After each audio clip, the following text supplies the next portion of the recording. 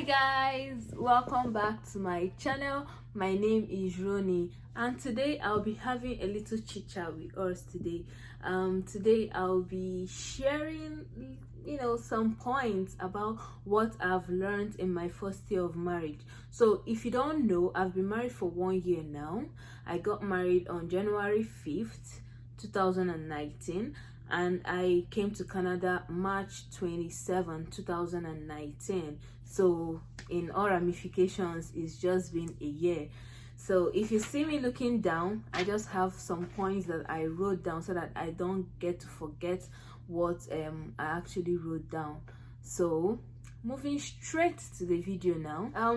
The first thing on my list here is transparency. I actually learned that transparency goes a long way in relationships. So for the relationship of I and my husband, like, I learned that it matters a lot, because only to the fact that I'm somebody that I am that kind of person that don't give so much details. Like, sometimes I'll be like, this does not matter, or is not much of a problem.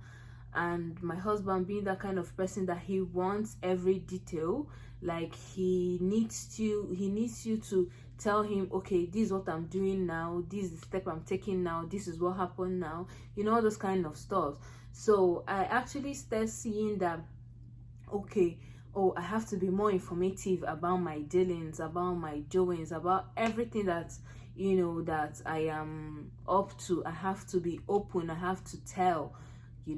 So I started learning that, and I learned, because initially it was kind of a little bit of challenge, to me.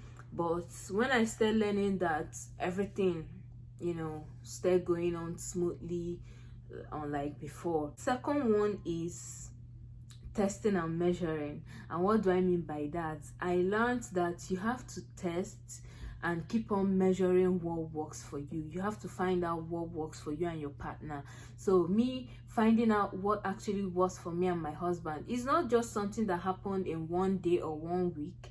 I kept on testing, we kept on testing, because we are virtually like two different people from different backgrounds, having different upbringings. I have my own way, he has his own way. So we come together, we keep on testing and testing, keep on putting this one, removing that one, to actually know what works for us. Because I believe that this marriage thing, there is no formula, there is no procedure. It's just what you have.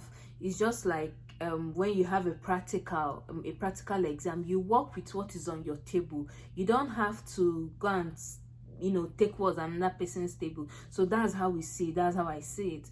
You have to you don't have to check what's happening because of Mr. A does this in certain way, or Mrs. B does that in certain way, so that is how it's supposed to be. No, you have to find out what works for the both of you. And that's what I did. I kept on finding out, I kept on testing, kept on doing things to know how it will be suitable for us, because it's just us, it's just how it will be suitable for us. That's just my only concern, how it will be comfortable between us. That's just how that's just my primary concern. Then the third thing is, you need Jesus. And not only Jesus, you need the whole Trinity, and even the whole gifts of the Holy Spirit. I swear, you really need it. Because I believe that prayer is key, and once God is in your house, everything is perfect. So if you make prayer your day-to-day thing, you keep on praying, keep on committing your marriage into God's hands, because you cannot actually do it without God's intervention. No matter how perfect you think you are, or no matter how perfect he thinks he is, he's not going to work without God's intervention. So the thing is that I learned that God has to be in the forefront. You know, God has to take the wheel, so that anywhere he drives us to, we are certainly following him there. So that's one thing I believe, and I learned it, and we have been sticking to it from day one, and I believe it's been working, perfectly working. So the fourth thing here is, your marriage is actually what you create of it. Yes, anyhow, like they say, anyhow you make your bed, that's how you lie on it. You don't have to keep mute, or you don't have to keep silent because you don't want problem. Me, it used to happen to me before. Like initially you just bottle things up because you don't want to create some kind of problem or some kind of issue, or you don't want any argument, you know. But excuse me, I would say it's not going to help if you be more vocal when you need to be. You say your mind, you air your view, you say what's troubling you, you know, so that your partner will learn that, okay, this actually is a very bad thing. Okay, I have to change. Because once you keep on, because sometimes one might be acting and thinking that he's doing the right thing or she's doing the right thing, but when they are tapped on the shoulder and they are told, oh, this thing you're doing is not actually right, it's not actually good, I'm not comfortable with it, you know, you just have to stop. It will really help when you keep on, you know, sounding it into the person's ear. It will actually help. So from the onset, if you be like, no, I cannot tolerate this, you know, you start working on it. You put your partner, like you carry your partner along and make the person understand that, okay, this is not working well for me, you have to change the routine, you have to change it. That for that. So the fifth one is always ask for help. Yes, before I used to believe that I can be independent, I can push myself, I can motivate myself, and anything I put my mind to, I can achieve it. Yes, it can be true, but I have seen the difference, you know, when in comparing when I was single and now that I'm married. You know, sometimes you don't just have to be in your lone world. You don't just have to feel that, oh, I can do it all, or I don't want to ask him for help. No, I learned that sometimes you say it, you'll be like, this thing, I need to get it done, so help me. Maybe for example, you have chores to do at home. You have to cook, you have to wash, you have to clean the house. You don't have to kill yourself because you want to do everything, right? You don't have to ask your partner for help. You can always ask your partner for help. Oh babe, help me do this, help me do that. And you see that once two of you are working together, everything will just be going, you know, you know. So one is, men and women communicate differently. Yes. Before now, I did not actually understand it that way. I did not actually understand it. I didn't know that men and women communicate differently. For example, now, if you have any issue, if you have anything that maybe we are quarreling or something, and then my husband might not want to talk. He is this kind of person that maybe he will just throw out the points he wants to throw out, and then boom, he just goes to lie down, or maybe if he's going to work, or you know, just goes out. And once he has made his point, he's not coming to come and battle us with, you know. But I'm this kind of person that I want to say it to the last, like, let's talk it out. We'll have to talk it out. And no, he's not that kind of person.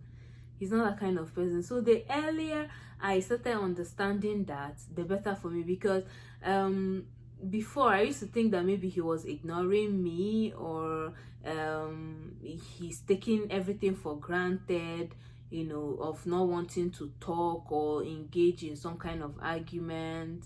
But me, I will want to talk, like get to the root of the matter. Like sometimes you even be lying down, I'll be like, I want to talk to you, you have to wake up, I want to talk to you. And sometimes it's so annoying that you'll be talking and venting and ranting and doing everything, he'll just sleep off. It can be very, very frustrating. So I started learning ways to make that, like how to improve on that, to make him also to understand that, oh, this, if we have any issue, we have to talk it out and resolve it. We have to resolve it. So the next one is, marriage is for a lifetime, and it takes a lifetime to know somebody. Yes, you can never know somebody enough. New characters, new attitudes keep on coming out every day, every day, every day, every day, because it's just a human thing. So you can never say, oh, I know this person completely. No, you can never know somebody completely. There are some actions the person might put, you be like, so this person can do this type of thing, like you'll be so surprised. Yeah. So I learned that also, that new things come out every day, every now and then. New attitude, new character come out. Like when people are dating, you be like, oh, I know him well enough, oh, I know him too well, oh, I can vouch for him that will not do this thing, or I'll vouch for her that she cannot do this thing, blah blah blah blah blah. But it's not always like that, because once you people are married, you are staying together, you start noticing some new things, you start seeing some things. So don't ever be surprised that things are coming out, because it will definitely, certainly come out. But it's not left for you people to find a way to work around it. So number 8 is communication is key. I learned that communication is key. You have to communicate. Tell your partner what you feel at every point in time. You don't just have to keep mute. Like I said before, I used to be in that space before. I used to be in that, having everything locked down in my head. Anything I want to do, think, everything is in my head. But if you don't open your mouth, if you don't talk, the person is not an alien, is not a witch, is not a wizard to know what you have in mind. If you tell them that, oh, this type of joke, I don't like it, please, the person will know you to be that kind of person. Okay, my wife does not like this type of thing, no, my husband does not like this type of thing, no. So you just keep on, going. Both of you will be communicating. Communicate the good, communicate the bad, communicate, just talk extensively, gist about the past, gist about the present.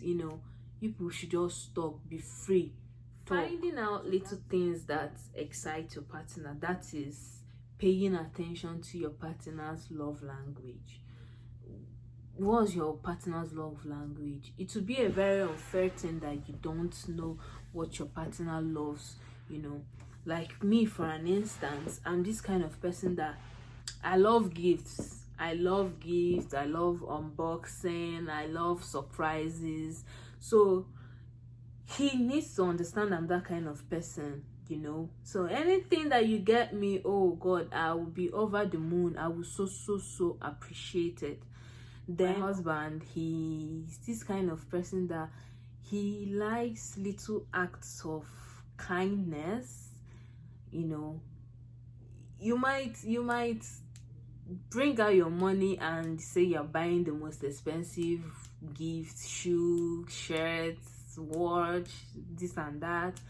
He might just be like, he will just sit and be like, thank you, why did you bother, why did you do this, or why did you do that?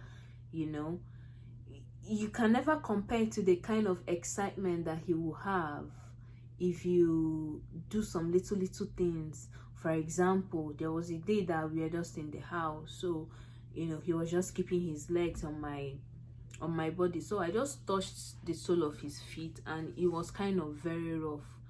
It was kind of very, very rough. So I was like, ah, babe, wait, let me come and clean your leg. Like, he was so excited. So I brought a bucket of hot water, put liquid soap, put salt, just did like local home pedicure and manicure for him. Like, he was so happy. Like, if you see the way he thanked me that day, like, he was so happy. So you feel that, like, so you can even thank me like this, but if somebody gets a gift for you, you'll be like, oh, did you have to bother?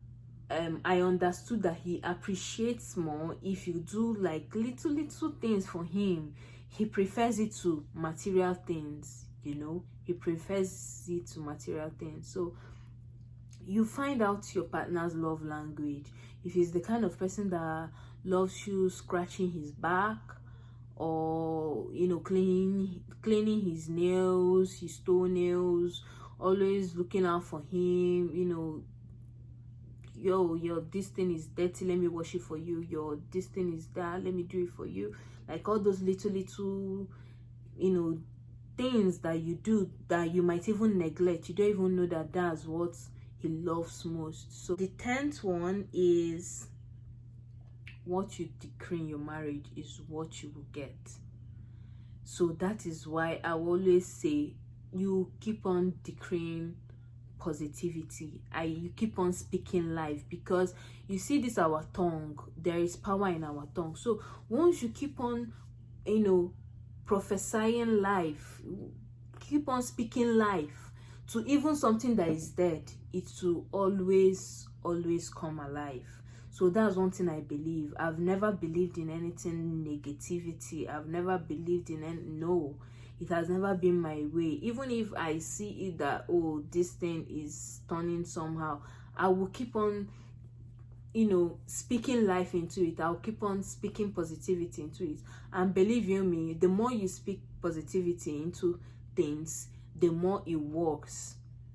It works. Your mouth goes a long way. Even in our prayers, if you open your mouth, you pray, you tell God what you want. Yeah, like they always say, from our mouths to God's ears. It works. Anything that you proclaim, anything that you wish, is what you get. So that's why it's very, very essential that you keep on speaking life into your marriage. Every now and then, you keep on speaking positivity. Although I said 10, but I just have like extra 2 points. I will just add like Jara. The next one is no third party. That's a no. Like, I learned that third parties, instead of them to, I don't know the English word, but kama ha ga-akonyo eti, because once you put people into your situation, it's now like an open conference. It has left you and your partner is now in a third party, in a third person's ear. Let's just take for example now, if that your husband does something to you, or your wife does something to you, and no matter how bad it is, believe you me, even if that he is raking, he is shouting, or she is shouting and saying everything that she's saying with her mouth, but the moment that the person, maybe after like 20 minutes, 30 minutes, 1 hour, or whatever, the person goes out, comes back and calls the person, maybe you call your wife and say, okay, I'm sorry for what I said initially. I was mad, I was disappointed, you did something like this, that was why I said this thing I said, please forgive me, I am very, very sorry.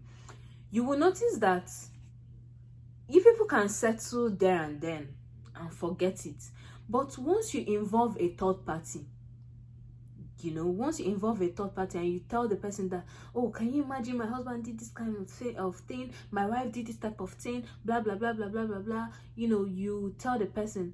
Once you finish telling the person and you go back to go and apologize to your wife, now you're not only facing your wife or your husband, like you're no longer facing one person. You now be thinking that, oh, what of this person that I've confided in now, what of this person that I've complained to about my partner's misbehavior?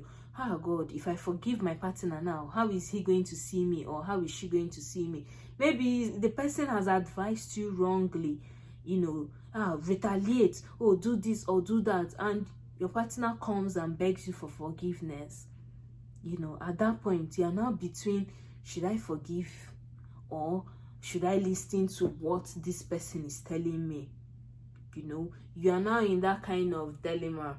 You don't know what to do. Or even if you forgive, you not forgive wholeheartedly. And again, if the person now asks you, hey, how far now? Let's go taking your husband should resolve. Or you won't have that boldness. You won't have this thing to say, don't worry, we have reconciled. You know, you'll be ashamed of yourself. So that's one thing I learned, that always, you know, domestic matter should be your domestic matter. Don't carry it outside. It does no good. Settle your matters at home. Believe you me, it is better when you settle it at home. Things become easier when you settle your problems at home. Yeah, that's one thing I learned. And the last thing is, keep on dating each other. Even if that you are married, keep on dating each other. If you say that you are going to be, maybe you people agree that you will having date nights, maybe once a week, that's good. You must not go to the cinema, you must not hang out, you must not eat out. Maybe sometimes you just prepare dinner, you know, have your candlelight dinner in the house, you know, have this kind of Netflix and chill vibe, you know, that kind of thing, just in the house. It's really helps in the bond.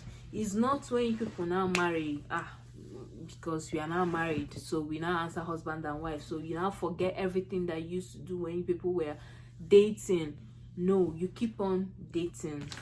Just like us here, we try that like every week, because due to the nature of my husband's job, so when we have time, is like once in every 2 weeks that he takes his off. So we utilize that time a lot. We go out, sometimes we sleep out, we travel to the next town, you know, just hang out, just do your thing, and it will keep on helping people have this kind of bond. Like I learned that, and truth be told, it's been helping, that sometimes you can't even wait for the days off to come, like for the shift to come. You can't even wait. You start planning ahead. Oh, what are we going to do this week? Where are we going to? Are we going to see a movie, or are we just staying at home chilling? You know, those kind of stuff. It helps have this kind of rapport between you two. So I think that's all on my list. I hope that you enjoyed today's video. So please, if you did, just give it a thumbs up, and don't forget to subscribe. Please don't forget to subscribe to this channel. Yeah, so subscribe to this channel so that you can be enjoying videos I put out every week. Yeah, bye, and happy new month. Happy new month. Let this new month bring us favor, God's blessings, and we keep on hearing good news, and reduction in the coronavirus thing. Like, we will keep on hearing good news about it in this month. That's just our prayer, in Jesus' name. Amen. Bye. Have a nice day. Everything.